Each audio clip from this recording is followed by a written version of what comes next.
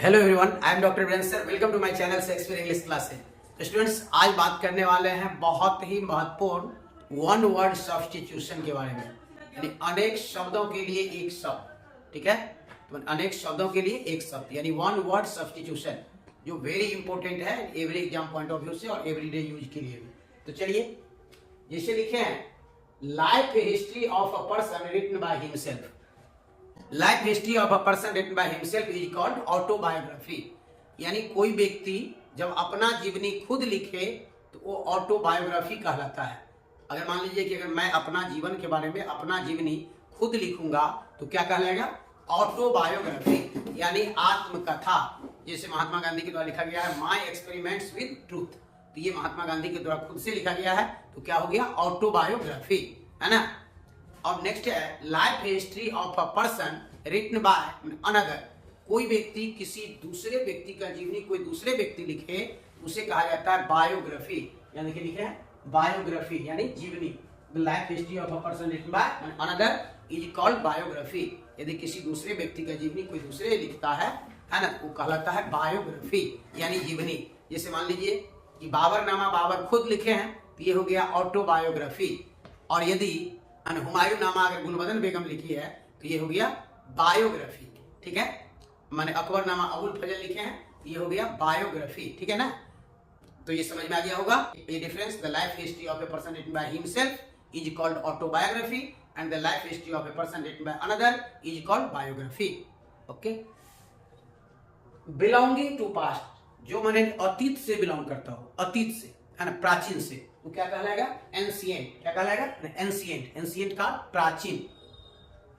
That can be heard, है ना, जिसे सुना जा सके, है ना, जो सुनाई देने योग्य हो, है ना, जिसे सुना जा सके, क्या कहलाएगा?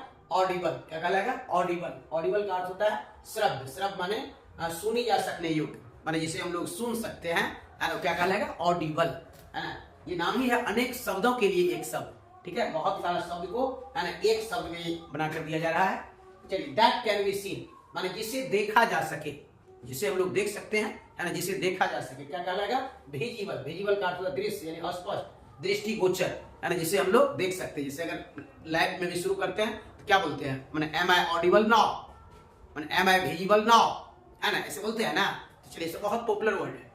और ध्यान देना है, words inscribed on A tomb, माने किसी कब्र पर लिखा हुआ कुछ जो माने स्मृति होता है ना, उसे कहा जाता है, क्या कहते हैं? एपिटाफ, माने समाधि लेख, है ना। किसी व्यक्ति के डेथ के बाद उसे समाधि बनाया जाता है, उस पर जो कुछ लिखा जाता है ना, लिखा रहता है ना, तो उसे कहा जाता है एपिटाफ। जैसा कि टॉपिक्स भी पढ़ना है 12th में, मैंने an epitaph, Walter de la Mare का, है ना, एक पोएम है। चलिए, एन एपिटाफ माने ओके। जैसे brief account of a subject, माने किसी सब्जेक्ट का, किसी विषय का के बारे में जो ब्रीफ माने संक्षिप्त जो वर्णन किया जाता है ना, उसे कहते हैं समरी या कॉम्पेंडियम, है ना। समरी याद रखिए, सिंपल वर्ड है समरी, जिसका अर्थ होता है सारांश। ये मैंने हर कोई जानता है समरी। समरी का अर्थ होता है सारांश। जैसे मान लीजिए कोई चैप्टर पढ़े, है ना, माने इंडियन सिविलाइजेशन एंड कल्चर या पढ़े, तो उसके बाद क्या लिखते हैं? उनका समरी यानी सारांश, उसका निचोड़, है ना।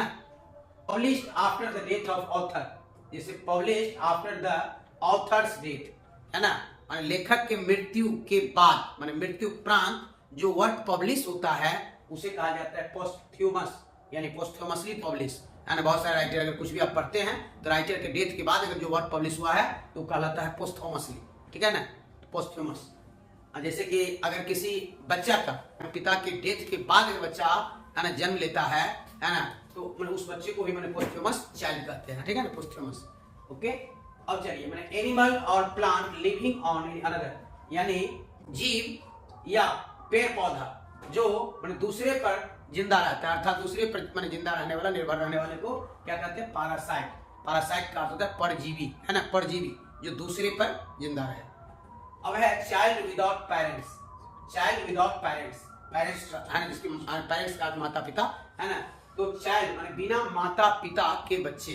तो जो बच्चा बिना माता पिता का होता है उसे क्या कहलाता है? वो बच्चा ऑर्फन। क्या कहलाता है? ऑर्फन। ऑर्फन का अर्थ होता है अनाथ, है ना, जिसे माता पिता नहीं रहता बच्चा क्या कहलाता है? ऑर्फन, है ना, जिसको मैंने हिंदी में कहते हैं अनाथ। तो चलिए, वन वर्ड सब्स्टिट्यूशन था, इसका काफी ज्यादा कंट्रीब्यूशन है, एवरी कॉम्पिटिटिव एग्जाम में पूछा जाता है और 12th बोर्ड में भी 1-2 क्वेश्चन पूछा जाता है इससे, है ना। आप लोग को गेट बाय हार्ट इसे याद कर लेना है। यदि आप प्रेसी राइटिंग बनाते हैं तो प्रेसी राइटिंग बनाने में भी इनका बहुत बड़ा कंट्रीब्यूशन है। प्रेसी में आप लोग क्या करते हैं, पहले टाइटल को छांटते हैं, टाइटल पकड़ते हैं, तो अब टाइटल पकड़ने के बाद जो 1/3 करते हैं, तो 1/3 करने के लिए इनका बहुत ज्यादा जरूरी होता है ना, इनका ज्ञान होना। अब मान लीजिए, देख लीजिए, life history of a person written by himself, देखिए 1 2 3 4 5 6 7 8 माने 8 वर्ड को मिलाकर एक वर्ड का इस्तेमाल करने से, है ना, ये काम चल जा रहा है। तो समझ सकते हैं मैंने प्रेसी राइटिंग लिखने में, है ना, संक्षेपण बनाने में इसका कितना बड़ा योगदान हो सकता है। तो मैंने इस प्रकार से ये बहुत ज्यादा महत्वपूर्ण है वन वर्ड सब्स्टिट्यूशन। और ये जो हम लिखे हैं, जो एवरी डे पढ़ाते हैं, है ना, डेली आता है, इसी टाइप से बोर्ड में भी एग्जाम में मैंने क्वेश्चन आता है, प्लस कंपटीशन सब में भी। तो इसको आप लोग को याद कर लेना है get by heart. Okay, I hope ये वीडियो आप लोग को अच्छा लगा होगा। तो आप लोग वीडियो को लाइक कीजिएगा, चैनल को सब्सक्राइब कीजिएगा और ज्यादा से ज्यादा वीडियो को शेयर कीजिएगा।